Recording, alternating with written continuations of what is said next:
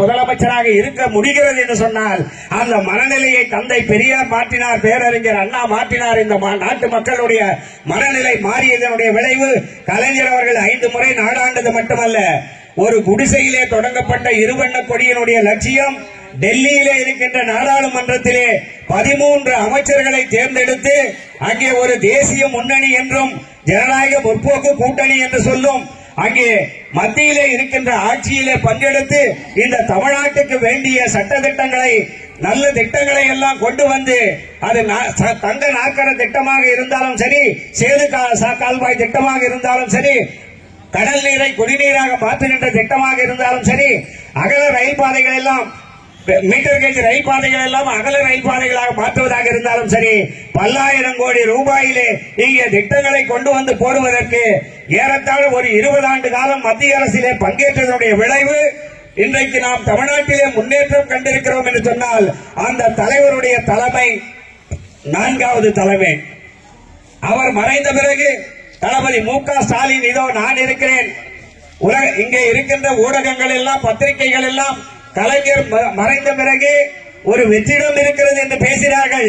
அது வெற்றிடம் அல்ல, அது வெற்றியின் இடம் என்னிடத்திலே இருக்கிறது என்று சொல்லி தலைமை ஏற்று திராவிட மாடல் என்ற ஒரு அரசை நிறுவி எல்லாருக்கும் எல்லாம் என்ற திட்டத்தை தொடங்கி இங்கே எனக்கு முன்னால் பேசியவர்கள் குறிப்பிட்ட சாதனைகளை எல்லாம் செய்து கொண்டிருப்பவர் 5ஆம் தலைமுறைக்கு சொந்தக்காரரான நம்முடைய அண்ணன் முத்துவேல் கருணாநிதி ஸ்டாலின் அவர்கள். ஆனால் இன்றைக்கு நாம் 6வது தலைமுறைக்கு பிறந்த நாளை கொண்டாடி கொண்டிருக்கிறோம் என்று சொன்னால் இவரும் அவர்கள் வழியிலே வந்தவர்தான். 45 ஆண்டு காலமானது தளபதி அவர்கள் முதலமைச்சர் பதவியிலே சென்று அமர்வதற்கு படிப்படியாக போராடி இளைஞரணி செயலாளராக இருந்து பிறகு சென்னை மாநகரத்தினுடைய மேயராக இருந்து சட்டமன்ற உறுப்பினராக இருந்து துணை முதல்வராக இருந்து முதல்வர் பதவிக்கு நேரடியாக வருவதற்கு 45 ஆண்டு காலமானது. ஆனால் ஒரே ஒரு வார்த்தையால் 4½ ஆண்டு காலத்திலே அந்த இடத்திற்கு வந்துவிட்டார் நம்முடைய உதயநிதி ஸ்டாலின் அவர்கள். இங்கே எனக்கு முன்னால் பேசியவர் சொன்னார் சனாதனம் சனாதனம் சனாதனம் என்று. அதற்கு நிறைய பேருக்கு பொருள் புரியவில்லை. சனாதனம் என்றால் ஏதோ பார்ப்பானை மட்டும் எதிர்க்கிறோம், அதனால் சனாதனம் என்று நினைக்கிறீர்கள். அது அல்ல. இங்கே அமர்ந்திருக்கின்ற தாய்மார்களை நான் அடக்கத்தோடு பெருமையோடு உரிமையோடு கேட்டுக்கொள்கிறேன். ஒரு 50 ஆண்டு காலத்திற்கு முன்னால் நம்முடைய குடும்பத்திலே பெண்கள் ஜாக்கெட் போட்டு பார்த்திருக்கிறீர்களா? சொல்லுங்கள். ஒரு 50 ஆண்டு காலத்திற்கு முன்னால் நம்முடைய பாட்டிமார்கள் ஜாக்கெட் போட்டு பார்த்திருக்கிறீர்களா? ஏன் அப்பொழுது ஜாக்கெட் துணி விற்கவில்லையா? இல்லை ஜாக்கெட் தைக்க மாட்டேன் என்று எந்த டைலராவது சொல்லிவிட்டாரா? அதே போல ஒரு 50 ஆண்டு காலத்திற்கு முன்னால் மண் பானையை தவிர பித்தளை பாத்திரமோ ஈய பாத்திரமோ இருந்ததா உங்கள் குடும்பத்திலே? இல்லை. ஏன் இல்லை? இதுதான் சனாதனம். நீ ஜாக்கெட் போடக்கூடாது, நீ மண்பானையில் தான் தண்ணீர் பிடிக்க வேண்டும். ஒரு நினைத்து பாருங்கள் தாய்மார்கள், நினைத்து பாருங்கள். இன்றைக்கு குழாய் வசதி இருக்கிறது, தெருக்கள் தோறும் தண்ணீர் வருகிறது, வீட்டுக்கே தண்ணீர் வருகிறது, பிடித்துக் கொண்டிருக்கிறீர்கள். 50 ஆண்டுகளுக்கு முன்னால் ஆற்றங்கரையிலும் குளத்தங்கரையிலும் போய் மண்பானையை தலையிலே இப்படி தூக்கி கொண்டு வரும்பொழுது ஜாக்கெட் போடாமல் இருந்தால் அதை கற்பனை செய்து பாருங்கள். அதை மாற்றியவர் தந்தை பெரியார், அதை மாற்றியது திராவிட இயக்கம். இவையெல்லாம் தான் சனாதனம். இன்றைக்கு ஒரு விவசாய நிலத்திலே இருக்கின்ற ஒருவனை பார்த்து டேய் முனியா என்று கூப்பிடுவான் 5 வயது சிறுவன். அந்த முனியனுக்கு 80 வயது ஆகியிருக்கும். ஆனால் அந்த பண்ணையார் வீட்டு பையனுக்கு 5 வயது தான் ஆகியிருக்கும். அந்த 5 வயது சிறுவன் டேய் முனியா என்று கூப்பிடுவான். இன்றைக்கு அப்படி யாரையாவது கூப்பிடுகின்ற நிலை இருக்கிறதா? இதுதான் சனாதனம். ஆண்டையின் வீட்டிலே சென்று இப்படி துண்டை எடுத்து இடுப்பிலே கட்டிக்கொண்டு தெருவிலே நடக்கக்கூடாது, காலிலே செருப்பணிய கூடாது, தோளிலே துண்டு போடக்கூடாது, பொது குளத்திலே நீர் எடுக்கக்கூடாது என்ற ஒரு நிலை இருந்தது. அதுதான் சனாதனம். இன்றைக்கு எந்த தெருவிலாவது காலணியில செருப்பு போட்டுக் கொண்டுதான் நடந்து போய் கொண்டிருக்கிறோம். யாராவது துண்டை இடுப்பிலே கட்டி கொண்டு போவதை பார்த்திருக்கிறீர்களா?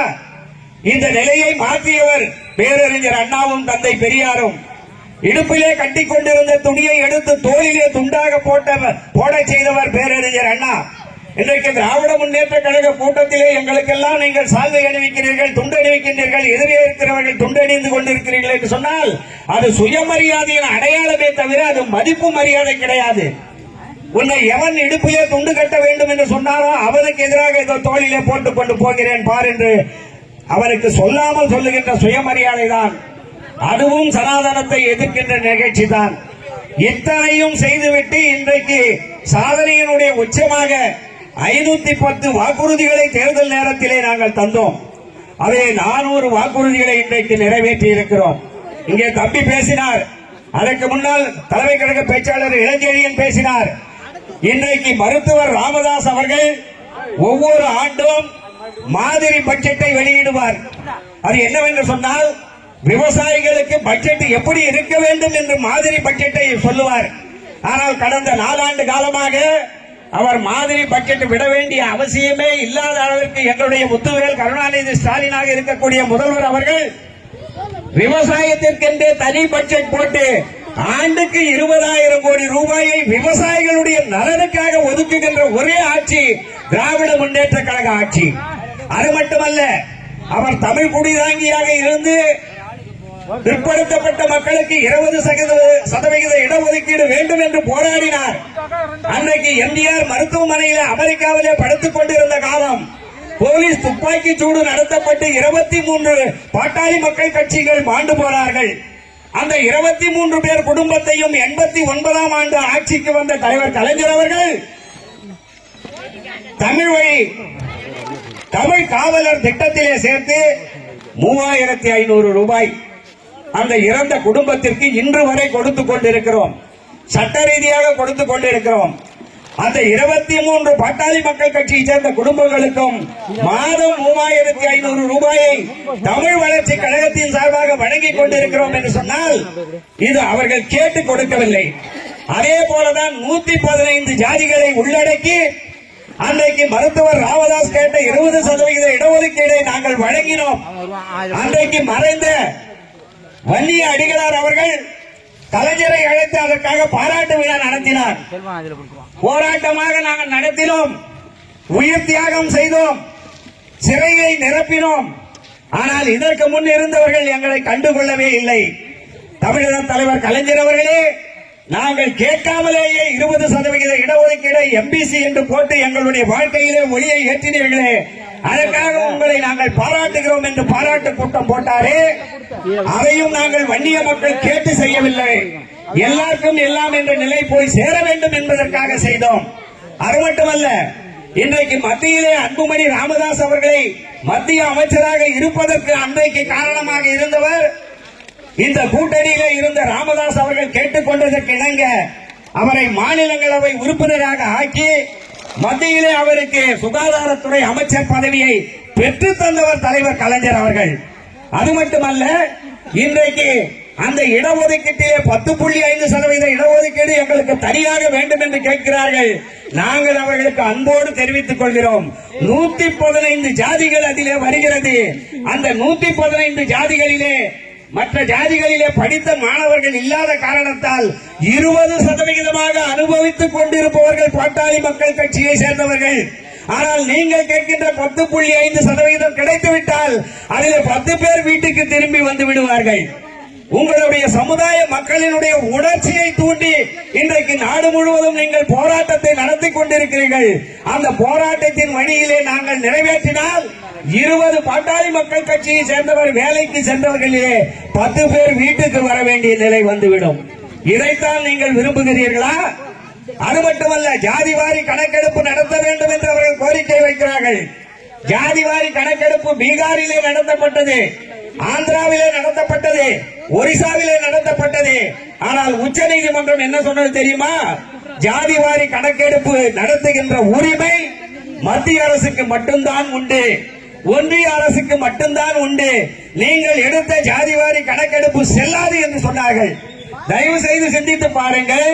இப்படி ஜாதிவாரி கணக்கெடுப்பு எடுத்தாலும் அந்த அதிகாரம் மாநில சர்க்காருக்கு இல்லை என்கின்ற ஒரு நிலையை தெரிந்து கொண்டு நீதிமன்ற தீர்ப்பை படித்துவிட்டு இவர்கள் அரசியலுக்காக ஜாதிவாரி கணக்கெடுப்பு எடுக்க வேண்டும் என்று சொல்லுகிறார்கள் என்று சொன்னால், அருமை பெரியவர்களே, அருமை பாட்டாளி மக்கள் இளைஞர்களே, உங்களை நாங்கள் அன்போடு கேட்டுக்கொள்கிறோம்.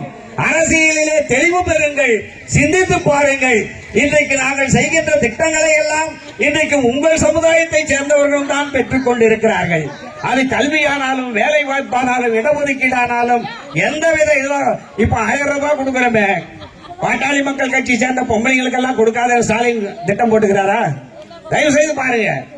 தமிழ்நாட்டிலே 1,16,00,000 பேர் ரேஷன் கார்டுக்கு வாங்குறீங்களே, அதுல ஒரு 50 லட்சம் பேராவது பாட்டாளி மக்கள் கட்சிக்காரர் இருப்பாங்க. அவங்களுக்கு எல்லாம் கொடுக்க கூடாதுன்னு சொல்லி வச்சுக்கிறோமா? எல்லாருக்கும் எல்லாம், இதுதான் எங்களுடைய கொள்கை. ஆனால் இன்றைக்கு தேர்தல் அரசியலுக்காக ஒவ்வொரு முறையும் திராவிட முன்னேற்ற கழகத்தை குற்றவாளி கூண்டிலே நிறுத்தி பார்ப்பதே உங்களுடைய வேலையாக இருக்கின்றது. எனக்கு முன்னால் பேசியவர்கள் எல்லாம் சொன்னார்கள், அந்த திட்டங்களை எல்லாம் மீண்டும் வரிசைப்படுத்தி சொல்லிக் கொண்டு போனால் விடிய விடிய பேசிக் கொண்டிருக்கலாம். மாதம் 1000 ரூபாய் மகளிர் உரிமை தொகை. அம்மா இங்க பாருங்க, உங்களுக்கு அது இலவசம் இல்ல, மகளிர் உரிமை தொகை உங்களுக்கு சேர வேண்டிய உரிமை. அதை பேர் வைக்கும் போது ஸ்டாலின் என்ன சொன்னாருன்னா, இது போல மகளிர் கூட்டத்தில் பேசும்போது அவர் கேட்டார் ஒரு அம்மாவை, அம்மா நீங்க என்னவா இருக்கீங்கன்னு. நான் ஆசிரியர் வேலை பாக்குறேன்னாங்க. இன்னொரு அம்மாவை பார்த்து நீங்க என்னவா இருக்கிறீங்க, நான் நர்ஸா இருக்கிறேன்னாங்க. இன்னொரு அம்மாவை பார்த்து கேட்டாரு, நான் பேங்க்ல வேலையில இருக்கிறேன்னாங்க. இப்படி ஆளுக்கு ஒவ்வொரு வேலையை சொன்னாங்க. கடைசியா ஒரு அம்மா என்று சொன்னாங்க, நான் சும்மா தான் இருக்கிறேன்னு. அப்பதான் தலைவர் சொன்னாரு, நீங்க சும்மா இல்ல, 24 மணி நேரத்திலே 20 மணி நேரம் உழைக்கின்ற உங்களுக்கு தான் இந்த பணம் சேர வேண்டும். எப்படி என்று நான் சொல்கிறேன் கேளுங்கள் என்று சொன்னார். விடியற் காலை 5 மணிக்கு எழுந்து சாணம் தெளித்து கோலம் போட்டு விளக்கேற்றி காப்பி வைத்து கணவனுக்கு கொடுத்து பிள்ளைகளுக்கு கொடுத்து சுடுதண்ணி வச்சு கணவனை குளிக்க வச்சு பிள்ளைகளை குளிக்க வச்சு அவர்களுக்கு சிற்றுண்டி கொடுத்து பிறகு சிற்றுண்டி சாப்பிட்ட பிறகு பள்ளிக்கூடத்துக்கு பிள்ளைகளை அனுப்பிட்டு கணவனை வேலைக்கு அனுப்பிட்டு 10 மணிக்கு மேல இருக்கிற துணியெல்லாம் துவைச்சிட்டு 11 மணிக்கு உட்காந்து ஒரு 2 இட்லி சாப்பிட்டு இருக்கும்போது ஐயோ மணி 11 ஆகி போச்சு, மீண்டும் வேலைக்கு போன கணவன் வருவாரு, பள்ளிக்கு போன பிள்ளைங்க வருவாங்களேன்னு சொல்லி அடுப்பை மூட்டி சோறு ஆக்கி மறுபடியும் அவங்களுக்கு போட்டு பிள்ளைய பள்ளிக்கூடத்துக்கு அனுப்பிச்சு கணவனை வேலைக்கு அனுப்பிச்சு 3 மணிக்கா ஒரு சீரியல் பார்த்துக்கிட்டு சாப்பிட்டே இருக்கும்போது 4:30 மணி ஆகி போச்சு, போய் பிள்ளைகளை இட்டு வரணும்னு சொல்லி போய் பிள்ளைகளை இட்டுன்னு வந்துட்டு திருப்பியும் மீண்டும் மாலைக்கு பெருக்கி தள்ளி கோலம் போட்டு விளக்கேற்றி இரவு சாப்பாடெல்லாம் ரெடி பண்ணி கணவனை படுக்க வச்சு பிள்ளைங்களை படுக்க வச்சு அதுக்கப்புறம் 10:30 மணிக்கா சீரியல் பார்த்துன்னு ஒரு புடி சாப்பிட்டு திருப்பி நாளைக்கு காலையில செய்ய வேண்டிய வேலைக்கெல்லாம் இப்பவே எடுத்து வச்சு காய்கறிகளை அரிஞ்சு வச்சு மாவு எடுத்து வச்சு எல்லாம் செய்து வச்சுட்டு 12 மணிக்கு படுக்க போய் மீண்டும் 5 மணிக்கு எழுந்துட்டு சொல்றப்பா சும்மாதாங்கிறேன்னு. உண்மையிலேயே நீதான் 24 மணி நேரத்துல 20 மணி நேரம் உழைக்கிற தாயி, உனக்கு தான் இந்த 1000 ரூபாய் சேரணும்னு சொல்லிதான் 1,17,00,000 பேருக்கு தளபதி அவர்கள் வழங்கி இருக்கிறார்கள் மகளிர் உரிமை தொகை. அதே போலதான் பள்ளியிலே படிக்கின்ற தமிழ் வழி கல்வியிலே படிக்கின்ற மாணவிகளுக்கெல்லாம் புதுமை பெண் திட்டத்தின் மூலமாக மாதம் 1000 ரூபாய் வழங்குகின்ற திட்டம். அதே போல கூட்டுறவு சங்கத்திலே நீங்கள் எல்லாம் நகை வைத்து விட்டு மீட்க முடியாமல் இருந்தீர்கள். ஏழையின் வீட்டில் நகை இருக்கிறது என்னத்துக்குன்னா அவசரத்துக்கு அடமானம் வைக்கிறதுக்கு தான். அப்படி வச்சுட்டு நகையை மீட்க முடியல இருந்தப்போ அவர் சொன்னாரு தேர்தல் அறிக்கையில, முறையான படிக்கு யார் 5 சவரம் வச்சுக்கிறியோ அவங்களுக்கு எல்லாம் மீட்டு கொடுப்பேன். அதுக்கு என்ன அர்த்தம்னா, ஒரு ஏழை 5 சவரத்தை வச்சிருந்தா அவரை மீட்டு கொடுத்தா அது சமூக நீதி. ஒரு பணக்காரர் 20 சவரத்தை கொண்டு போய் 5 பேர் 5 சவரமா 4 பேர்ல பிரிச்சு வச்சுக்கிறாரு, அது சமூக நீதி அவருக்கு கொடுக்கறது. அதனாலதான் என்ன பண்ணாரு, முறையான 5 சவரம் யார் வச்சுக்கிறீங்களோ அவங்களுக்கெல்லாம் மீட்டு கொடுப்பேன்னு சொல்லி அந்த 5 சவர நகையை மீட்டு கொடுத்த ஆட்சி தான் இந்த ஆட்சி. அதே போலதான் மகளிர் சுய உதவி குழு கடன். உங்களுக்கு தான் தெரியும், ஒரு காலத்துல 1989 தர்மபுரியில கலைஞர் அவர்கள் பட்டை தீட்டுகின்ற வைரம் பட்டை தீட்டுகின்ற தொழிலை தொடங்கி வைத்து வீட்டிலே இருக்கின்ற பெண்மணிகள் அவர் கையிலே 10 ரூபாய் இருந்தால் தான் மரியாதை இருக்கும் என்று சொல்லி மகளிர் சுய உதவி குழுக்களை ஏற்படுத்தினாரு. அந்த மகளிர் சுய உதவி குழுக்களுக்கு 22 மணி நேரமாக நின்று கொண்டு சுழல் நிதியை துணை முதல்வராக இருந்த பொழுது அறிவித்தவர் தான் நம்முடைய முத்துவேல் கருணாநிதி ஸ்டாலின் அவர்கள். அந்த மகளிர் சுய உதவி குழு கடன்களை எல்லாம் கொரோனா காலத்திலே கட்ட முடியாமல் போய்விட்ட காரணத்தால் மீண்டும் நிதி பெற முடியவில்லை. அதை மகளிரை சந்திக்கின்ற நேரத்திலே அவர்களுடைய கோரிக்கையை பெற்று 510 தீர்மானங்களிலே ஒரு தீர்மானமாக சொன்னார், நாங்கள் ஆட்சிக்கு வந்தால் மகளிர் குழு கட்ட வேண்டிய அத்தனை கடனையும் ரத்து செய்வோம் என்று சொல்லி 2500 கோடி ரூபாயை ரத்து செய்தவர் தான் இன்றைக்கு முதல்வராக இருக்கக்கூடியவர். அவருடைய தந்தையார் அவர்கள் எப்படி விவசாயிகள் வாங்கிவிட்ட கடனை கட்ட முடியாமல் தஞ்சையிலே இருக்கின்ற விவசாயி நத்தை கறியும் எலிக்கறியும் சாப்பிட்டு விட்டு அதுவும் கிடைக்கவில்லை என்று பூச்சி மருந்தை அருந்தி மாண்டு போனானோ, அவருடைய கடனை நான் ரத்து செய்வேன் என்று 2006ஆம் ஆண்டு தேர்தலிலே சொல்லி முதல்வர் பதவிக்கு கோப்பிலே கையெழுத்து போட்டு அந்த மை உலர்வதற்குள்ளாக கோப்புகளை மேடைக்கு கொண்டு வர செய்து 7000 கோடி 7200 கோடி விவசாய கடனை ரத்துப்படி செய்த ஆட்சிதான் கலைஞருடைய ஆட்சி. அவருடைய வழியிலே தான் இன்றைக்கு மகளிருக்கு 2500 கோடி ரூபாயை ரத்து செய்த ஆட்சி நம்முடைய தளபதி மு.க. ஸ்டாலின் ஆட்சி. அது மட்டுமல்ல, அப்பெல்லாம் நம்ம சின்ன பசங்களா இருக்கும்போது தம்பிகள்லாம் தெரியும், ஒரு டூர் இட்டு போறாங்கன்னா இன்ப சுற்றுலான்னு பேரு. அது பள்ளிக்கூடத்தில் இட்டும் போது ஒரு நாளைக்கு ஒன்னு செஞ்சிக்கோட்டை இட்டு போய் காமிப்பாங்க, இல்லைன்னா சாத்தனூர் டேமை காமிப்பாங்க, இல்லைன்னா அந்த பகுதியில் இருக்கிற எதனா ஒரு சுற்றுலா ஸ்தலத்துக்கு இட்டு போய் வருவாங்க. ஆனா தளபதி இன்னைக்கு என்ன செய்தார் தெரியுமா? தமிழ்நாடு முழுவதும் கிராம விளையாட்டு போட்டியை நடத்தி அந்த கிராம விளையாட்டு போட்டியிலே யார் முதலாவது மாணவராக வந்தார்களோ அவர்களை தேர்வு செய்து வெளிநாடு சுற்றுலாவுக்கு அனுப்பி வைத்தார். நன்றாக சிந்தித்து பாருங்கள். அவன் கொம்பு சுத்தலாம், கோலம் போடலாம், கட்டுரை எழுதலாம், இப்படி ஏதாவது ஒரு திறமை பெற்றவர்களா இருந்தா அவங்களெல்லாம் ஒருங்கிணைச்சு இங்க இருக்கிற சாத்தனூர் டேமையே பார்க்க முடியாத கிராமத்து மாணவனை விமானத்துல ஏத்தி சிங்கப்பூர் மலேசியா டூர் அமிச்சா. இதுதாங்க எல்லாருக்கும் எல்லான்ற திட்டம். இதுதான் நாம போய் இங்க இருக்கிற பக்கத்து ஊரை கூட பார்க்க முடியாத குடும்பத்துல பிறந்த ஒருத்தர் சிங்கப்பூர் மலேசியாவை போய் பார்த்துட்டு வர்றதுன்னு நினைச்சு பாருங்க. அதே போலதான் நம்ம சின்னவர் என்ன பண்ணாரு தெரியுமா? இந்த விளையாட்டு போட்டியில யாரெல்லாம் சிறந்த மாணவர்களாக சிறந்த முதல் இடத்திலே பெறுகிறார்களோ அவர்களுக்கெல்லாம் அண்மையில போன வாரம் 84 பேருக்கு அரசு பணி ஆர்டர் கொடுத்தாரு. இப்ப விளையாட்டு துறையில யாரெல்லாம் சிறந்து விளங்குறாங்களோ ஒன்றிய அரசு அவங்களை வேலைக்கு போட்டுக்குவோம், மாநில அரசு வேலைக்கு போட்டுக்குவோம். ஆனா மாணவர்களை என்ன செய்ய முடியும்? படிச்சு வெளியே வந்த இந்த மாணவர்களுக்கு அவருடைய தனித்திறமையை பாராட்டி 84 பேருக்கு அரசு பணியை வழங்கிய ஆட்சிதான் இன்றைய திராவிட மாடல் ஆட்சி. நாங்கள் திராவிட மாடல்னா எல்லாம் கேட்கிறோம், என்னையா திராவிட மாடல்னு? எல்லாம் ஒண்ணு இல்லைங்க. ஜாதி சொல்றதுனால கோச்சுப்படாது யாரும். ஏன்னா சிலது மக்கள் கிட்ட நேரம் அவங்க மொழியில சொன்னாதான் சரியும். பறையனாவே இருக்கணும், பாப்பானாவே இருக்கணும் பாரு. இதுதான் சனாதனம். அதை ஒழிச்சு ஏண்டா நீதான் மணி ஆட்டணுமா கோயில்ல, ஏன் நாங்க ஆட்டினா அந்த சாமி ஏத்துக்காத அப்படின்னு சொல்லி தாழ்த்தப்பட்டவனையும் கொண்டு போய் கோயில் கருவறையில நிறுத்தி ஆண்டவனுக்கு முன்னால தொண்டு செய்கின்ற அர்ச்சனை செய்கின்ற உரிமையை பெற்று தருகிறோமே, இதுதான் திராவிட மாடல். பெண்கள் நீங்க தீட்டு ஆயிட்டீங்கன்னா வீட்டுல இருக்கிற பூஜை ரூமுக்கே போக மாட்டீங்க. ஆனா உங்களை கொண்டு போய் கோயில் கருவறையில நிறுத்தி ஓதுவார் உத்தியோகம் கொடுத்திருக்கிற தளபதி மு.க. ஸ்டாலின் தெரியுமா? ஓதுவார் உத்தியோகம் என்ன? காலையில சாமிக்கு பூஜை தொடங்கும் போது தேவார திருவாசக மேடையில நின்று தேவார திருவாசகம் பாடணும், இறைவன் மேல பாட்டு பாடணும், பக்தி பாட்டு. அது ஆண் பாடுறதை விட பெண் பாடினாதான் மனம் உருகி எல்லாரும் கேட்பாங்கன்னு சொல்லி தீட்டு தீட்டு தீட்டு என்று சொல்லி உங்களை ஒதுக்கி வைத்திருக்கின்ற சமுதாயத்திலே இருந்து இன்றைக்கு கோயில் கருவறையிலே கொண்டு போய் நிறுத்தி இருக்கிறோமே, இதுதான் திராவிட மாடல். இதைத்தான் இன்றைக்கு ஜீரணிக்க முடியவில்லை. இன்றைக்கு உயர்ஜாதியாக இருக்கின்றவர்களால் இதை ஜீரணித்துக் கொள்ள முடியவில்லை. நேற்று வரை நமக்கு அடிமையாக இருந்தவன், நேற்று வரை நம் வீதியிலே செருப்பு போடாமல் நடந்தவன், நேற்று வரை நம் எதிரிலே இடுப்பிலே துண்டு கட்டி கொண்டிருந்தவன், நேற்று வரை நம் வீட்டிலே கூலி வேலை செய்தவன் இன்றைக்கு எல்லாவற்றையும் அனுபவிக்கிறானே. இது எப்படி? அவன் எனக்கு சமமாக ஆகிவிட்டானே. இதற்கு காரணமானவர்கள் யார்? திராவிட முன்னேற்ற கழகம். அந்த ஆட்சி ஒழிய வேண்டும். இதற்கு காரணமானவர்கள் யார்? திராவிட இயக்கத்தினுடைய தலைவராக இருக்கக்கூடிய தளபதி மு.க. ஸ்டாலின். அவருடைய ஆட்சி ஒழிய வேண்டும். இப்படித்தான் சிந்திக்கின்றார்கள். இன்றைக்கு தமிழ்நாடு வெற்றி கழகம் என்று இந்த பகுதியில தான் விக்கிரவாண்டியா கூட்டம் போட்டது மாநாடு, விக்கிரவாண்டியில் ஒரு மாநாடு போட்டாங்க, பார்த்திருப்பீங்க. அதாவது அண்ணா சொன்னார், கலைஞரை பத்தி சொல்லும்போது, தண்டவாளத்தில் தலை வைத்து படு என்றாலும் அமைச்சர் பொறுப்பை ஏற்றுக்கொள் என்று சொன்னாலும் இரண்டையும் சமமாக கருதுபவன் என் தம்பி கருணாநிதினார்.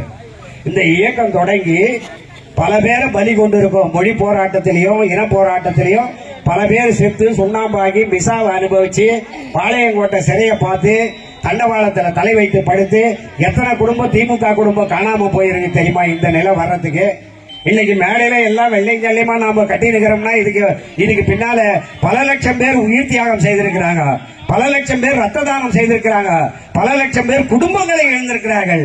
அவ்வளவு பேர் பிணத்தின் மீது ஏறி வந்துதான் இன்றைக்கு திராவிட முன்னேற்ற கழகத்தினுடைய கொடியை ஏற்றி வைத்து நாம் கோட்டையிலே போய் அமர்ந்திருக்கிறோம். நாம் தியாகம் செய்யாமல் அந்த இடத்திற்கு வந்துவிடவில்லை. ஆனால் விக்கிரவாண்டியிலே ஒரு நடிகர் மாநாடு போட்டு சொல்லுகிறார், திராவிட முன்னேற்ற கழகத்தை அழிப்பதுதான் என் முதல் வேலை. யார் வீட்டு சாப்பாட்டுல நாங்க மண்ணை போட்டோம்? திராவிட முன்னேற்ற கழகத்தை அழிக்கணும். இல்ல யார் வீட்டு தாலி அர்த்தம், இல்ல யார் வீட்டு கட்ட வேண்டிய தாலியை புடிங்கன்னு வந்துட்டோம். என்ன பண்ணது? நாங்க இவ்வளவு பேர் கூட்டம் போட்டு திராவிட முன்னேற்ற கழகம் ஒவ்வொரு தனி மனிதருக்கும் என்ன செய்துச்சு நாங்க சொல்லி இருக்கிறோம். இவன் 200 கோடி ரூபாய் படத்துல நடிச்சு போட்டு அதுவும் போனி ஆகுதுன்னு சொல்லிவிட்டு அரிதாரத்தை பூசிக்கினா ஆப்ராயர் போட்டுக்கினா அரை நிர்வாண நடிகையோட நடிச்சு போட்டு அந்த படம் ஓடலன்னு சொல்லி பிஜேபியில இருக்கிற அத்வானி கூப்பிட்டாரு. கூப்பிட்டு என்ன சொன்னாரு? அமித்ஷா கூப்பிட்டாரு, டேய் அங்க உன்னை வச்சுதான் ஓட்டு கேட்கணும், நாங்க அதிமுக நம்ப முடியாது, அவங்க எல்லாம் சோட போயிட்டானுங்க, உன்னை வச்சுதான் ஓட்டு கேட்கணும்னு சொல்லி 2000 கோடி அந்த புஷி ஆனந்தம் மூலியமா கொடுத்து இங்க வந்து அதுல மாநாடு போடு கொய்யாப்பு கொளுத்தி அவன் சொல்றான் திராவிட முன்னேற்ற கழகத்தை ஒழிக்கிறதா என் முதல் வேலை. நாங்க சொல்றேன், டேய் இந்த இயக்கத்தை ஒழிப்புன்னு சொன்னவன் பூரா மண்ணுக்குள்ள கரண்டா. ராஜாஜி சொன்னாரு, திராவிட முன்னேற்ற கழகத்தை நான் ஒழித்து விடுவேன், மூட்டை பூச்சியை போல நசுக்கி விடுவேன். அவருக்கும் சமாதி கட்டி மணிமகுடம் வச்சவரு எங்க கலைஞர். காமராஜர் சொன்னாரு, திராவிட முன்னேற்ற கழகத்தை ஒழித்து விடுவேன், நான் படுத்துக் கொண்டே ஜெயிப்பேன் என்றார். படுத்தாரு, கடைசி வரைக்கும் ஜெயிக்கவே இல்லை. அவருக்கும் அந்த மணி மண்டபம் கட்டி அங்க ஒரு ராட்டையை கொண்டு வந்து வச்சு அவருக்கு நினைவு மண்டபம் எழுப்பினவரும் கலைஞர் தான். திராவிட முன்னேற்ற கழகம் ஒழிக்கப்பட வேண்டும். நான் அந்த கட்சியிலே இருந்தேன் பொருளாளராக. ஆனால் இன்றைக்கு கருணாநிதி குடும்பத்தை ஒழிப்பதுதான் என் முதல் வேலை என்று சொல்லிவிட்டு வந்தாரே எம்ஜிஆர். அவருக்கும் நினைவு சின்னத்தை எழுப்பி அங்க கொடை சின்னம் தான் முதல் நாங்க வச்சது. இன்னைக்குதான் சின்னம் மாறி போச்சு. அதை எதுக்காக வச்சார்னா தலைவர் கலைஞர் அந்த கொடையை வச்சு சொன்னாரு, என்னுடைய 40 ஆண்டு கால நண்பர், கருத்து வேறுபாடுகள் 1000 இருந்தாலும் கொடை வள்ளல் தனத்திலே அவர் குடையாக இருந்து பல பேர் வாழ்க்கையை காப்பாற்றியவர், பல பேருக்கு குடையாக இருந்து நிழல் தந்தவர். அப்படிப்பட்ட நண்பருக்கு நான் குடை சின்னம் வைக்கிறேன் என்று சொல்லி வைத்தார். அவருக்கும் நாங்க தான் நினைவு சின்னம் வச்சோம். அம்மையார் ஜெயலலிதா சொன்னாங்க சட்டமன்றத்தில், என் கண்ணு கட்டின தூரம் எதிரியே தெரியலன்னாங்க. நோய் சொல்லிச்சு, நான் இருக்கிறேம்மா, கட்சிங்க இல்ல போனா போது நான் இருக்கிற வரையறேன்னு சொல்லி 75 நாள் பெட்ல போட்டுட்டு செத்தாங்களா பொழிச்சாங்களா இருக்காங்களா இல்லையா சாப்பிட்டாங்களா சாப்பிடலையா குளுக்கோஸ் போட்டாங்களா மருந்து போட்டாங்களா எந்த வித செய்தியுமே இல்லாம 75 நாள் வரைக்கும் மக்கள் கிட்ட அந்த அப்போலோ மருத்துவமனை முன்னால நின்றுகின பொன்னையனும் இன்னொரு அம்மாவும், அம்மா இப்பொழுதுதான் இட்லி சாப்பிட்டார்கள், அம்மா இப்பொழுதுதான் சட்னி கேட்டார்கள், அம்மா இப்பொழுதுதான் சாம்பார் சரியாக இல்லை என்று சொன்னார்கள். இப்படியெல்லாம் சொல்லி ஏமாத்தி 75 நாள் பொறுத்து அம்மா இறந்துட்டாங்கன்னு கொடி இறக்கிட்டோம். அந்த ஜெயலலிதாவுக்கு கூட கலைஞர் என்ன எழுதினா தெரியுமா? அப்ப நினைவாற்றலோட இருந்த உடன்பிறப்பே, கருத்து வேறுபாடுகள் 1000 இருந்தாலும் அந்த பெண்மணியின் இடத்திலே எனக்கு பிடித்தது அவருடைய துணிச்சல். அந்த துணிச்சலின் காரணமாக அந்த இயக்கத்திலே தொடர்ந்து ஒரு 5 முறை முதலமைச்சராக இருந்து மறைந்திருக்கக்கூடிய அந்த அம்மையாருக்கு திராவிட முன்னேற்ற கழகத்தின் சார்பாக என்னுடைய ஆழ்ந்த இரங்கலை தெரிவித்துக் கொள்கிறேன். அன்புள்ள மு கருணாநிதினு முரசொலியில எழுதிட்டு தாண்டா அவரு ஞாபகம் கூட போச்சு. இப்படி அழிக்கிறவன் சொன்னவெல்லாம் இன்னைக்கு மண்ணுக்குள்ள போயிருக்கிறான். இன்னைக்கு இவன் வந்திருக்கிறான் அழிப்பன. எதுக்கு அழிப்ப? என்ன தவறு செய்தோம்? மக்களுக்கு ஏதாவது செய்யாம ஏமாத்தி இருந்தால் அதை குறை சொன்னா நாங்க அரசியல் ரீதியா சந்திக்க தயார். நாங்க செய்த சாதனைகளை பட்டியல் போட்டு சொன்னா பொழுது விடிய வரைக்கும் தெருக்கூத்து மாதிரி நடக்கணும். இதை அவ்வளவு சாதனைகளை சொல்லி இருக்கிறோம். இது நாங்க அழிக்கணும். இன்னொருத்தர் வர்றார் சீமான், அவர் சொல்றாரு, பேனா சின்னத்தை உடைக்காம விட மாட்டேன், நான் பேனா சின்னத்தை வச்சு பார் நீ, நான் உடைக்கிறதா இல்லையா பாரு. இவர் சொல்றாரு, உடனே நாங்கள் ஆட்சிக்கு வந்தால் ஆட்சியிலே பங்கு கொடுப்போம். டேய் கவுன்சிலர் ஆவிட, முதல்ல கவுன்சிலர் ஆயிட்டு ஊராட்சியை கைப்பற்றி நகராட்சியை கைப்பற்றி சட்டமன்றத்தை கைப்பற்றி ஆட்சிக்கு வா, பிறகு பார்க்கலாம். அத்தைக்கு மீச முடிச்சாதானே செத்தப்பா. நான் அத்தையாவே இருக்கிறேன். எங்க ஊர்ல 36 வார்டு 44 பஞ்சாயத்து. வாங்க நாளைக்கு எல்லா இடத்துலயும் கொடிக்கம்பு இருக்குது, எல்லா இடத்துலயும் மன்றம் இருக்குது, எல்லா இடத்துலயும் படிப்பகம் இருக்குது, எல்லா இடத்துலயும் இது போல கூட்டம் நடத்தி கொள்கை பேசிட்டு இருக்கிறோம். ஆனா இவன் 3 மாசம் ஆச்சு மாநாடு நடத்தி இன்னும் ஒரு ஊர்ல கூட கொடியாத்தல. இவன் சொல்றான் ஆட்சியில பங்கு கொடுப்பேன்னு. அதை பத்திரிகைக்காரன் நம்பி நோக்கான்னு கேட்டுக்கிறோம். ஊடகத்தில் இருக்கிறவங்க கேட்கலாம், திமுகவில் ஆட்சியில் பங்கு கொடுக்க மாட்டேன்னு நீங்க சொல்றீங்களே, அதே விஜய் கொடுக்கிறாரு. அவர் என்னமோ முதலமைச்சர் ஆயிட்ட மாதிரியும், கவர்னரை சந்திச்சிட்ட மாதிரியும், அவர் வேட்பாளர் பட்டியலை கொண்டு போய் அமைச்சர் பட்டியலை கொடுத்துட்ட மாதிரியும், அதுல பாட்டாளி மக்கள் கட்சிக்கு ஒரு அமைச்சர், விடுதலை சிறுத்தைக்கு ஒரு அமைச்சர், 2 கம்யூனிஸ்டுக்கு தலா ஒரு அமைச்சர், நம்ம ஏரி வாயு பிரேமலதாவுக்கு ஒரு அமைச்சர் பதவி, இப்படி எல்லாருக்கும் கொடுத்துட்டு தான் அவர் வந்து கற்பனையிலேயே பேசியிருக்கிறாரு. நாங்க கேட்கிறோம், நாங்க தேர்தல் அறிக்கையில போட்டியிட்ட தொகுதிகளில் வெற்றி பெற்றா கூட்டணி மந்திரி சபை அமைப்போன்னு எங்கன்னா சொல்லிக்கிறோமா? சொல்லுங்க. நான் என்ன சொல்றேன், ஒரு தாழ்த்தப்பட்டவன் முதல்வராக வர வேண்டும், நியாயமான கோரிக்கை. ஆனா அது மக்கள் ஏற்றுக்கொள்ளப்பட்ட தியாகத்துக்கு உரிய ஒரு வளர்ந்த நிலைக்கு வந்த பிறகுதான் அந்த நிலை வரும். இன்னைக்கு இதே பெரம்பலூர் மாவட்டத்தில் பிறந்த எங்களுடைய ராஜா அண்ணன், மத்தியில மந்திரி, தாழ்த்தப்பட்ட சமுதாயத்தை சேர்ந்தவர், அவரை நாங்க என்ன ஆக்கி வச்சுக்கிறோம் தெரியுமா? பொது கோட்டாவில் இருக்கிற பொதுச் செயலாளர் ஆக்கி வச்சுக்கிறோம், ரிசர்வ் கோட்டாவில் ஆக்கல. இதுவே திராவிட முன்னேற்ற கழகத்து வளர்ச்சி தானே. நாளைக்கு எங்க ராஜா அண்ணன் முதல்வர் ஆகிறதுக்கு வாய்ப்பு இல்லையானல? யாரை ஏமாத்துறதுக்காக ஜாதி அரசியல் பேசிட்டு இருக்கீங்க? ஜாதி அரசியலால இந்த நாடு கெட்டு போனதான் மிச்சமே தவிர வாழ்ந்தது உண்டா? சாதி அரசியல் சண்டையை மூட்டி விடும், அண்ணன் தம்பியா இருக்கிறவன் எல்லாம் பிரிச்சு விடும், மாம மச்சான் கூப்பிட்டுக்கிறவன் எல்லாம் அடிச்சுக்க சொல்லும். சாதியும் மதமும் இந்த நாட்டிற்கு கேடு. அதனால்தான் தந்தை பெரியார் சாதியையும் மதத்தையும் சாகர வரைக்கும் எதிர்த்தாரு. நீங்க நல்லா சிந்திச்சு பாருங்க, ராஜா அண்ணனுக்கு எதை கொடுக்கணும்? நாங்க 1.5 கோடி தொண்டர் இருக்கிறங்க. 1.5 கோடி தொண்டர்ல ஒரு தாழ்த்தப்பட்டவரை தானே பொதுக்கோட்டாவில் நாங்க துணை செயலாளர் ஆகியிருக்கிறோம். அந்தியூர் செல்வராஜ் தானே அந்த ரிசர்வ் தொகுதியில் ஆகியிருக்கிறோம். அப்படி இருக்கும்போது நாளைக்கு இதே ராஜா அண்ணா படிப்படியா உழைப்பால் வளர்ந்து மேல நிலைக்கு வந்து அந்த நிலைக்கு போக முடியாதா? இவன் என்ன சொல்றான்னா, நல்லா போயிருக்கிற வண்டியை கெடுக்கிற மாதிரி நாங்க ஒரு முதலமைச்சர் பதவி தாழ்த்தப்பட்டவங்களுக்கு கொடுப்போம். நான் என்ன கேக்குறேன், இப்படி சொல்ற எல்லா கட்சிக்காரும் முதல்ல உங்க கட்சி தலைமையை ஒரு தாழ்த்தப்பட்டவனுக்கு கொடுங்க. அது தேமுதிக வந்தாலும் சரி, அது பாமக வந்தாலும் சரி, அது பாஜக வந்தாலும் சரி, அது கம்யூனிஸ்டா இருந்தாலும் சரி, அது எதுவா இருந்தாலும் சரி, உங்க கட்சியில முதல்ல தலைமை பதவியை ஒரு தாழ்த்தப்பட்டவனுக்கு கொடுத்துட்டு அந்த கோரிக்கையை சொன்னா அது கரெக்ட். நல்லா ஓடி இருக்கிற வண்டியை நாசமாக்கணும்னு சொல்லி இந்த நாட்டில் இந்த கூட்டணியை உடைக்கணும்னு எதுக்காகன்னா, தொடர்ந்து 10 தோல்வி பழனிசாமி பார்த்துட்டாரு. அவர் முதலமைச்சரா இருக்கும் போது பாராளுமன்றத்தில் நாம தான் வெற்றி பெற்றோம். பிறகு நடந்த உள்ளாட்சி தேர்தலையும் நாம தான் வெற்றி பெற்றோம். அதுக்கு பிறகு சட்டமன்ற தேர்தலையும் நாம தான் வெற்றி பெற்றோம். அதுக்கு பிறகு நடந்தப்பட்ட மாநகராட்சி தேர்தலையும் நாம தான் வெற்றி பெற்றோம். அதுக்கு பிறகு மீண்டும் நடந்த பாராளுமன்ற தேர்தலையும் நாம தான் வெற்றி பெற்றிருக்கோம். இப்படி தொடர்ந்து திமுக வெற்றி பெறுவதை பார்க்கும்போது அவர்களுக்கு ஒரு பயம் ஏற்படுகிறது. இந்த ஆட்சியாளர்கள் செய்கின்ற சாதனைகளை பார்த்தால் இன்னும் ஒரு 25 ஆண்டு காலத்திற்கு இவர்களை அப்புறப்படுத்த முடியாது போலக்குது. இப்ப பழனிசாமி என்ன சொல்றாருன்னா, இப்போ பொதுக்குழு செயற்குழு நாம கூட போட்டு 12 தீர்மானம் நிறைவேற்றிக்கிறோம். என்னென்ன தீர்மானம்னா, கட்சி வளர்ச்சி எப்படி எல்லாம் கொண்டு போனோம் ஒண்ணு. 2வது, ஒன்றிய அரசு நம்மளை எப்படி எல்லாம் வஞ்சிக்குது, அதுகிட்ட எப்படி போராட்டி நிதியை பெறணும், அந்த பெற்று வந்த நிதியை மக்களுக்கு எப்படி செலவு பண்ணணும். இப்படிதான் 12 தீர்மானம் நாம் போடுறோம். அதிமுக காரன் பொதுக்குழு செயற்குழு என்ன போடுகிறான் தெரியுமா? திமுகவை அழிக்க வேண்டும். நான் என்ன சொல்றேன், நான் வளரணும்னு நினைச்சு செயல்பட்டா வளருவனா, இன்னொருத்தனை கெடுக்கணும்னு நினைச்சா நான் வளருவனா? நீ உன் கட்சியை வளர்க்கறதுக்கு என்ன நிலை?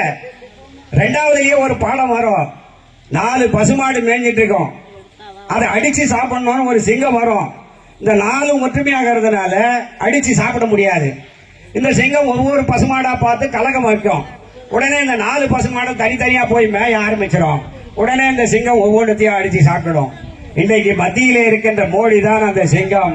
4 பசுமாடு, ஒன்னு சசிகலா, ஒன்னு டிடிவி தினகரன், ஒன்னு ஓபிஎஸ், ஒன்னு இபிஎஸ். இன்னைக்கு 4 பிரிவா பிரிச்சுட்டாங்க. அதிமுக இன்னைக்கு என்னையுமே ஒண்ணு சேர முடியாது, சேரவும் முடியாது. இவங்க நினைச்சா கூட சேர முடியாது. அதுக்கு அங்க இருக்கிற அவங்க எஜமா மோடி முயற்சிக்கணும். அவர் சொன்னாதான் சேர்த்து விடுவாங்க. இன்றைக்கு தன்னுடைய நிலையை மறந்துவிட்டு, தான் எப்படி இருக்கிறோம் என்பதை மறந்துவிட்டு கட்சியை காப்பாற்ற முடியாதவர்கள் தான் இன்றைக்கு திமுகவை பார்த்து குறை சொல்லிக் கொண்டிருக்கிறார்கள். அதே போலதான் நம்முடைய இந்த சீமம், நான் பேனாவை உடைச்சே தீர்வன் சொல்றேன் பாருங்க, எப்படிப்பட்ட பேனா. பராசக்தி என்ற ஒரே படத்தை இன்னும் 100 வருஷம் ஆனாலும் அதுக்கு இந்த சமுதாயத்துக்கு சொல்ல வேண்டிய கருத்து அதுல இன்னைக்கு இருக்குது. பராசக்தி படம் ஒண்ணு போதுங்க, இன்னும் 50 வருஷம் போட்டு பாருங்க, இந்த சமுதாயத்துக்கு சொல்ல வேண்டிய கருத்து இருக்கும். ஒன்றும் இல்ல, சிவாஜி கணேசன் நடு ரோட்ல படுத்துனப்பாரு, ஒரு போலீஸ் வந்து சொல்லுவாரு, டேய் எழுந்துடுறான்னு, எழுந்து இப்படி பாப்பாரு, என்னடா முறைக்கிற அப்படின்னு. எங்க தூங்குறவனை எழுப்புனா பார்க்காம என்ன செய்யறதுன்னு. ஆமா இங்கே ஏன்டா படுத்தேன்னுவாரு. பக்கத்துல ஒரு மாடு படுத்திருக்கோம். உடனே சிவாஜி கணேசன் கேட்பாரு, இந்த மாடு செய்த பாக்கியம் கூட நான் மனுஷன் செய்யலையா? டேய் நாளைக்கு நீ சென்னைக்கு மேயரா வந்து எங்க ஒன்னா படுத்துக்கலான்னு சட்டம் போடு, இப்போ எழுந்துறானோ. இந்த வசனத்தை எழுதும் போது தளபதி மு.க. ஸ்டாலின் மேயர் ஆவார் என்பதை கலைஞரும் சிந்திக்கவில்லை, நாடும் சிந்திக்கவில்லை. ஆனால் அது நடைமுறைக்கு வந்தது. எப்படி வந்தது? அதுதான் திராவிட மாடல். அப்படிப்பட்ட உணர்ச்சி பூர்வமான வசனங்கள் மூலமாக இந்த மக்களை தட்டி எழுப்பி அவர் தேர்தலிலே கொண்டு போய் நிறுத்தினார். அது மட்டுமல்ல, புதினங்களை படைத்தார். 75 திரைப்படங்களுக்கு கதை வசனம் எழுதினார், நாடகம் எழுதினார், புதினங்களை படைத்தார். பொன்னர் சங்கர் போன்ற தொலைக்காட்சி தொடர்களை படைத்தார். இத்தனையும் செய்துவிட்டு தினந்தோறும் அவர் இரவு 12 மணிக்கு படிக்க போகும்போது மறுநாள் முரசொலியில கடிதம் வரணும். உண்மையிலேயே சொல்லுங்க, திராவிட முன்னேற்ற கழகத்துக்காரங்க சொல்றேன், கலைஞர் கடிதம் எழுதிருக்கும் போது அந்த முரசொலி வேறதாங்க. ஒரு காதலி கிட்ட இருந்து கடிதம் வருமானு எதிர்பார்க்கிற மாதிரி காலையில தொண்டம் போய் அந்த பேப்பர் கடையில் நிற்பான். முரசொலியை வாங்கந்தோ என் உயிரினும் மேலான அன்பு உடன்பிறப்பேன்னு எழுதிக்கிறார் பாரு. அதை பார்த்தவனால்தான் இவனை டீயே குடிக்க முடியும். அப்படி அந்த கடிதத்தின் மூலமாக அன்றாடம் நாட்டிலே நடக்கின்ற பிரச்சனைகளை தொண்டர்களோடு பகிர்ந்து கொண்டவர் 16,000 கடிதங்களை எழுதியிருக்கிறார். இப்படி சாதனை படைத்ததற்காகத்தான் அந்த பேனாவிற்கு ஒரு நினைவு சின்னம் வைக்க வேண்டும் என்று சொல்லி நாம் திட்டத்தை நிறைவேற்றினால் ஒரு அம்போக்கு புறம்போக்கு சொல்லுவாங்க கிராமத்துல, காவா புறம்போக்கு, ஏரி புறம்போக்கு, நத்தம் புறம்போக்கு, ஆத்து புறம்போக்கு, குளத்து புறம்போக்குன்னு இந்த அத்தனை புறம்போக்கும் ஒன்னா சேர்ந்த புறம்போக்கு நம்ம சீமா அவன் சொல்றான், அந்த பேனா சின்னத்தை உடைப்பான. டேய் இந்த கூட்டத்துல சொல்றோம் 1.5 கோடி தொண்டங்கிறான், 3 கோடி கைக்குதுற, உடையிடா பார்க்கலாம், ஆம்பளையாண்டா உடை பார்க்கலாம். உங்ககிட்ட தான் வீர தீர எல்லாம் இருக்குது. திமுக அண்ணா சொன்னாரு, தம்பி கத்தியை தீட்டாதப்பா, புத்தியை தீட்டு, கடமை கண்ணியம் கட்டுப்பாடு அப்படி நடந்துக்கணும். அண்ணன் சொன்னதுனால நாங்கெல்லாம் அமைதியாகிறோம். நீ பேனா சின்னத்தை உடைக்கிறேன்னு சொன்னா 3 கோடி கை எங்க கிட்டக்குது, ஜாக்கிரதை. அது சாதாரண பேனா இல்ல, ஒன்றும் இல்லைங்க. ஒரே ஒரு விஷயத்த சொல்லி முடிச்ச நேரம் ஆகி போச்சு, ஏன்னா பொம்பளைங்களும் தாங்க மாட்டாங்க. இதை மட்டும் கேட்டுங்கம்மா, உங்களுக்காக தான் சொல்றது. இந்த புறநானூறுன்னு தமிழ்ல ஒரு இலக்கியம் இருக்குதுமா. அதுல ஒரு வீட்டுல ஒரு வயசான கிழவி வீட்டுக்கு ஒருத்தர் ஆள் அனுப்புங்க, போர் வந்துச்சு, எதிரி நாட்டுக்கிட்ட போய் சண்டை போடணும்னு சொல்லும் போது அவன் தம் வீட்டில் இருக்கிற மகனை போய் வாடான்னு வேல் கூப்பிட்டு அனுப்புது. சாயந்தரம் எல்லாம் திருப்பி வந்துட்டாங்க. இந்த பையன் திருப்பி வரல. இந்த பாட்டி எதிர்க்கு வர போர் வீரனை பார்த்து கேட்கறா, ஏப்பா என் பையன் வந்தானே பாத்தியான்னு. உன் பையனாத, அவன் முதுகுல புண்பட்டு விழுந்து செத்து கிடக்குறான். தமிழனுக்கு மார்புல வேல் பாஞ்சாதான் வீரம். இன்னைக்கு கூட காது குத்துற விடான்னு ஒண்ணு வச்சிருக்கிற தெரியுமா? எதுக்காக? இப்பெல்லாம் யாரும் வேலும் வாழை எடுத்து சண்டைக்கு போற காலம் இல்லை. அதனால விழுப்புண் பெற்றாதான் தமிழன். அதுக்காக தான் காது குத்துற விழா. என்னன்னு தெரியாது, ஆடு வெட்டி சோறு போடுவோம். காது ஏன் குத்துறன்னு கேட்டா தெரியாது. காது குத்துற விழா வைக்கிறதுக்கே காரணம் என்னன்னா, சதை பிண்டமா ஒண்ணு பிறந்துட்டா கூட, உருவமே இல்லாம சதை பிண்டமா பிறந்துட்டா கூட அதை போட்டு வாழால கீறி அதுக்கப்புறம் தான் அதை புதைக்கணும். இது தமிழர் மரபு. அந்த மரபுக்கு தான் நீங்க கம்பல் போடுகிறது, காது குத்திக்கிறீங்க, பரவாயில்ல. நாங்க எப்படி? அதுக்குதான் காதணி விழானே வைக்கிறது. காதை குத்தும் போது அந்த குழந்தை அந்த வரியை தாங்கணும், அவன் தமிழ்ல வீரனா திகழணுன்றதுக்கு தான் அந்த நினைவு. இததான் தலைவர் கலைஞர் அவர்கள் அந்த புறநானூற்றில் சொல்றாரு, மார்புல காயம் பட்டா அந்த பாட்டி தாங்கி நிற்போம், முதுகுல காயம் பட்டா என்னன்னா தோத்து போய் திரும்பி ஓடும் போது வேல் பாஞ்சி செத்து போயிட்டான்னு. அது கேட்டதும் துடிச்சிடுறான். உடனே வீட்டுல இருக்கிற ஒரு கத்தி எடுத்துக்கிட்டு என்ன பண்றா, என் மகன் மட்டும் அந்த மாதிரி செத்தானா நான் ஒன்றும் செய்ய மாட்டேன், இல்லைன்னா பொய் சொல்லியிருந்தீங்க உன் நாக்கு அறுத்து போடுட்டான்னு சொல்லிட்டு போனான். இது எம்ஏ பிஎட் தம்பிக்கு தான் தெரியும் அந்த புறநானூற்று விளக்கம் எல்லாம். ஏன்னா அதெல்லாம் கல்லூரியில வர பாடல், எளிமையானங்களுக்கு தெரியாது. அத அவர் எளிமைப்படுத்தி எவ்வளவு அழகா சொல்றாரு பாருங்க. இது மட்டும் சொல்லி முடிச்சிடுறார், உங்களுக்கு தான் சொல்றேன். குடிசைதான் ஒரு புறம், கூறிய வேல் வாழ் வரிசையாய் அமைந்திருக்கும், வையத்தை பிடிப்பதற்கும் வெம்பகை முடிப்பதற்கும் வடித்து வைத்த படைக்கலனாய் மின்னும் வெளிரும், புலியின் குகையினிலே அழகில்லை புதுமை அன்று, கிளியும் மெய்சிலிருப்பும் கீழிறங்கும் தன்மை தலைகாட்டார், மானத்தின் உறைவிடம் மரவன் மாளிகை, இல்லத்து வாயிலிலே கிண்ணத்து சோற்றோடு வெள்ளத்தை சிறிது கலந்து வயிற்றுக்குள் வழி அனுப்ப பொக்கை வாய் திறந்து பிடியன்னம் எடுத்து போட்டால் பெருநரை கிழவி ஒருத்தி, ஓடி வந்தான் ஒரு சிறுவன் ஒரு சேதி பாட்டி என்றான், ஆடி வந்த சிறுமி போல் அனல் மூச்சு வாங்குகின்றாய் ஆண்மகரா நீ தம்பி, மூச்சுக்கு மூச்சு இடைவெளி ஏற்படட்டும், உனது பேச்சை தொடங்கென்றால் கிண்டலுக்கு பேர் போன கிழட்டு தமிழச்சி. வேடிக்கை நேரம் இதுவல்ல பாட்டி, மடிந்தான் உன் மகன் களத்தில் என்றான். மனம் ஒடிந்து நிமிர்ந்தாள் தாய்க்கிழவி. கிழவி துடித்தனள், இதயம் வெடித்தனள், வாளை எடுத்தனள், முழவலிக்கும் திக்கு நோக்கி முடுக்கினள் வேகம். அன்றொரு நாள் பாய்ந்து வந்த ஈட்டிக்கு சாய்ந்து கிடந்தார் சாகாத என் கண்ணாளர், அவருக்கு பிறந்தானா. கோழைக்கா பால் கொடுத்தேன், குட்டி சுவருக்கும் கீழாக வீண்டுபட்ட மோழைக்கா பால் கொடுத்தேன். அன்றொரு நாள் பாய்ந்து வந்த ஈட்டிக்கு மார்பு காட்டி சாய்ந்து கிடந்தார் என் சாகாத கண்ணாளர், அவருக்கு பிறந்தானா. அடடா, மானம் எங்கே? இமயத்தின் வரம்பினிலே வீரம் பிறக்கும், இங்கு வீணையின் நரம்பினிலே இசை துடிக்கும், அதுவும் மானம் மானம் என்றே ஒலிக்கும். மானமற்ற வம்சமானி ஏழா மரத்தமிழர் குடியிலே மாசு தூவி விட்டாய். மார்பு கொடுத்தேன், மகனாக வளர்த்தேன், தின்று கொடுத்து திமிழ் பாய்ந்த தோள்கள் எங்கே? வேலுக்கு வழி சொல்ல வகையற்ற கோழையே, என் வீர பாலுக்கு வழி சொல்வாய் என்றேதான் ஏகினாள் என்பதை நெருங்கிய ஏழை கிழவி. சென்றந்த செருமுனையில் சிதறி கிடந்த செந்தமிழ் காளைகளை ஒவ்வொன்றாய் புரட்டி பார்த்தாள். அங்கே நம் தமிழ் நாட்டை காக்க ஓடிட்டு ரத்த வெள்ளம். மனப்பந்தலிலும் மகிழ்ச்சி இல்லை, மகன் பிறந்த போதும் மகிழ்ச்சிக்கு எல்லை உண்டு. அங்கே இறந்து கிடந்தான் ஈட்டிக்கு மார்பு காட்டி. இதை கண்டாள், இதயம் குளிர்ந்தாள். இனி எதை கண்டாலும் கவலை இல்லை, என் மகன் வீரனாய் இறந்தான் என்றாள். அறுத்தெறிய இருந்தேன் அவன் குடித்த மார்பகத்தை, கருத்தறிய பொய் சொன்ன கயவன் எங்கே? வாழ் இங்கே, அவன் நாக்கெங்கே நாக்கெங்கே என்று கேட்ட புறநானூற்று தாயை சாதாரண டீ கடை பெச்சியிலே உட்கார்ந்து படிப்பவரும் படிக்கக்கூடிய அளவிற்கு எழுதி அந்த பேனாவை உடைப்பேன் என்று சொல்கிறான் என்று சொன்னால், தமிழ்நாட்டில் இருக்கின்ற தாய்மார்களே, உங்கள் வீட்டிலே ஒவ்வொரு பிள்ளையை திராவிட முன்னேற்ற கழகத்திற்கு தாருங்கள். அது போன்ற கோடாரி காம்புகளை ஒழித்து காட்டுகிறோம். கலைஞர் வாழ்க, அண்ணா வாழ்க, பெரியார் வாழ்க. நன்றி, வணக்கம்.